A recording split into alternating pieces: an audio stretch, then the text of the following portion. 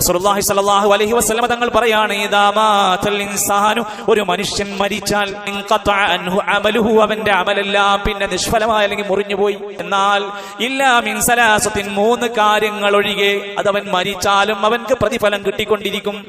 അതേതാണ്? ഇല്ലാ മിൻ സദഖത്തിൻ ജാരിയ. സഹോദരങ്ങൾ ശ്രദ്ധിച്ചോളി, നമ്മൾ മരിച്ചാൽ നമ്മുടെ പേരിൽ അവിടെ കുറെ ചോറ് വിളമ്പിയാൽ, നമ്മൾ മരിച്ചാൽ നമ്മുടെ കബറിന്റെ മൗലിയാരുട്ടിയാൾ എല്ലാവരും കൂടെ വന്ന് മാസങ്ങളോളം ഇരുന്ന് ഖുർആൻ ഓതിയാൽ, അതാണോ മിൻ സദഖത്തിൻ ജാരിയ? നമ്മൾ ചെയ്ത സദഖ എങ്ങനത്തെ? ജാരിയത്തിൻ, കുറെ കാലങ്ങളോളം നിലനിൽക്കുന്ന ഒരു സദഖയുണ്ടോ, നമ്മുടെ കബറിലേക്ക് അതിന്റെ പ്രതിഫലം കിട്ടും.